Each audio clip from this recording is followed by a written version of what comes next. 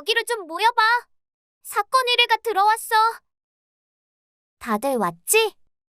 이제부터 편지에 써 있는 내용을 읽어볼게. 태안여중 출입안의 위상이 날이 갈수록 높아지는 것 같습니다. 지난번 사건도 덕분에 잘 해결할 수 있었습니다. 하지만 애석하게도 2일 전 크리스마스에 또 불미스러운 사건이 일어나 출입안 여러분들의 도움을 얻고자 이렇게 편지를 보냅니다. 정말이지 아직도 믿기지가 않습니다. 그분의 성함은 사이먼 호퍼. 뒤뜰에 수영장이 딸린 목조저택의 주인이죠. 그분은 지역에서 유명한 사진작가셨습니다. 다행히 범인을 목격한 사람들이 있었어요. 첫 번째는 그 저택의 가정부입니다. 그리고 나서 도망치는 범인과 마주친 건 눈이 먼 저택 관리사였고요. 용의자는 아래에 쓴 4명입니다. 저는 분명히 이 중에 범인이 있다고 확신합니다. 이제부터 사건을 조사하며 알아낸 것들을 얘기해 보겠습니다. 첫 번째 용의자는 패트릭 코퍼. 피해자의 바로 아랫동생으로 8살 차이가 납니다. 이목구비가 시원시원하게 잘생겨서 저절로 눈이 갔습니다. 두 번째 용의자는 피해자와는 15살 차이가 나는 막내 동생 루니 호퍼입니다. 심한 근시라서 교정용 안경을 썼더군요. 그래서 그런지 패트릭 호퍼와는 이미지가 사뭇 달랐습니다. 세 번째 용의자는 엘튼 파커로 똘망똘망한 눈망울처럼 똑똑한 친구였어요. 마지막 용의자는 수잔 보스먼. 피해자의 조카입니다. 돋보기 안경과 오른쪽 볼에만 보조개가 있어서 처음 본 사람들도 그의 얼굴을 떠올리기 쉬울 것 같았습니다. 동봉된 물건은 목격자들이 증언한 내용을 녹음한 테이프입니다. 뒷면에 숫자를 써 놓았으니 순서대로 틀어주세요.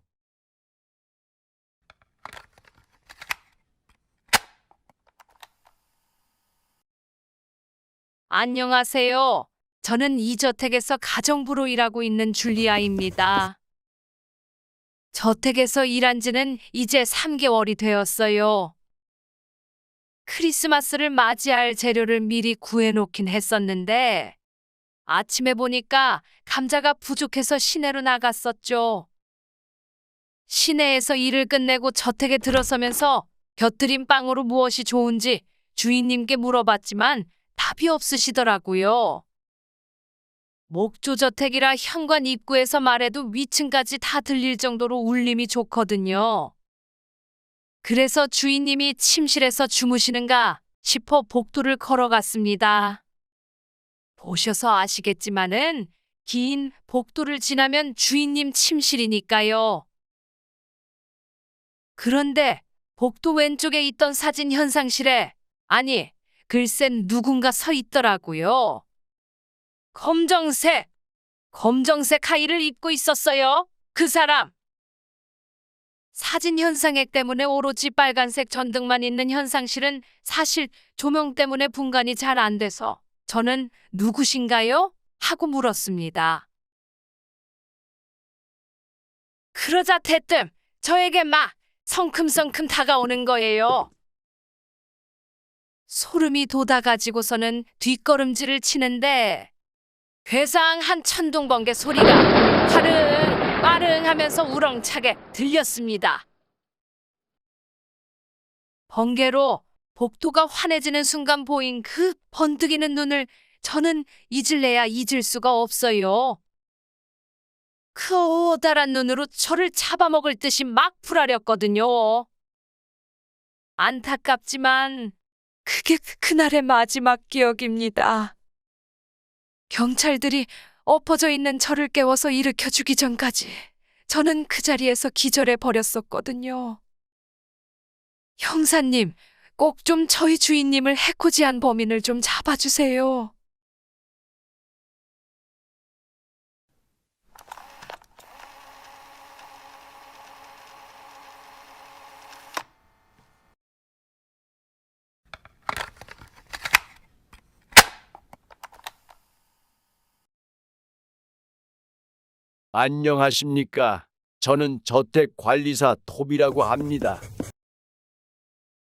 저택 뒤가 공원인데 가끔 공원을 산책하다 저택까지 들어오는 사람이 있어 뒤뜰의 출구를 지켜보느라 대부분의 하루를 뒤뜰에서 보내고 있죠.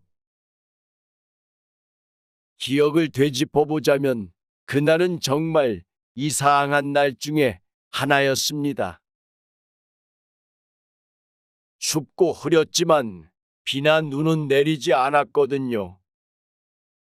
근데 무슨 일인지 아침부터 천둥번개 소리가 이어졌습니다. 처음에는 조그맣게 우르르 응거리는 게 마치 신이 정말 뭘 잘못 먹어서 배탈이라도 난 것 같은 소리였어요. 그러다가 갑자기 엄청나게 큰 천둥 소리가 들렸습니다. 그런 큰 소리라면 분명 번개가 이 근처에 내리꽂혔을 거예요. 그때 수영장에 풍덩 하고 무언가 빠지는, 그러니까 이게 천둥에 놀라가지고 나무에서 떨어진 다람쥐는 확실히 아닌 것이 수영장 안에서 팔을 휘저어오는 듯한 소리가 났거든요. 틀림없이 사람이었어요. 비록 저는 앞을 볼 수 없는 처지지만 그 사람은 주인님이 아니라는 생각이 들었습니다.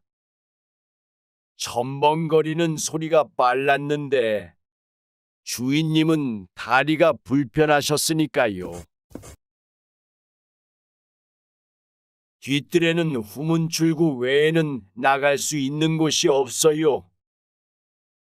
역시 그자도 물을 뚝뚝 흘리며 제가 서 있던 출구 쪽으로 걸어왔습니다. 저는 누구냐고 물으며 문고리를 잡고 있었죠. 그러자 그는 비키라는 말과 함께 저를 바닥으로 밀쳤습니다. 그자의 굵은 목소리가 지금도 선명히 기억납니다. 그렇게 그는 출구를 지나쳐 저택 뒤 공원으로 달아나 버렸지요.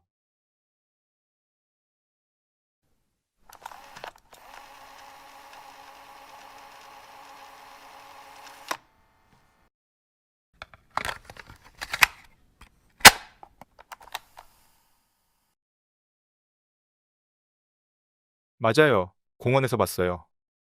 그러고 보니 좀 초조한 그런 모습이었어요. 굉장히 빠른 걸음으로 걸어가더라고요. 그 사람과 마주치는 순간 뭔가 차가운 기운을 느꼈던 것 같습니다. 파란색 정장을 입고 있어서 그런 것 같기도 하고요. 옷차림새가 기억나요. 그날은 크리스마스였잖아요. 옷을 무슨 초록색 자켓에 짙은 남색 바지를 입고 있어서 꼭트리 같다고 친구들이랑 웃었거든요. 그와 지나쳤을 때 우리 웃음소리를 들은 건지 그 사람 주위로 열기가 느껴질 정도였다니까요.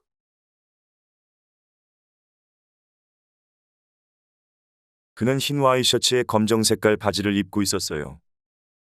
피부가 창백하다고 생각했습니다. 저희 집 개가 그 남자 쪽으로 달려드는 바람에 그와 한번 부딪혔어요. 그는 피부색만큼이나 온몸에서 냉기를 뿜고 있더군요.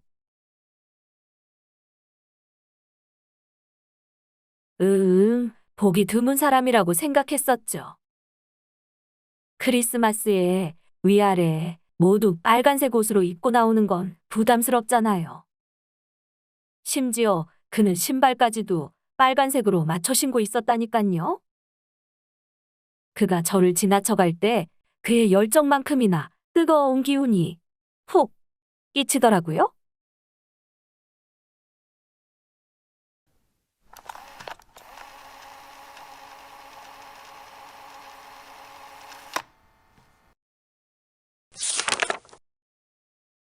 부디 제가 모은 단서들을 잘 살펴봐 주시기 바랍니다. 아마 출입한 학생들이라면 제가 드린 테이프의 내용을 다 들은 시점에 이미 범인이 누구인지 눈치챘을지도 모르겠군요. 여러분들의 뛰어난 추리를 얼른 듣고 싶습니다. 그럼 조만간 들리겠습니다.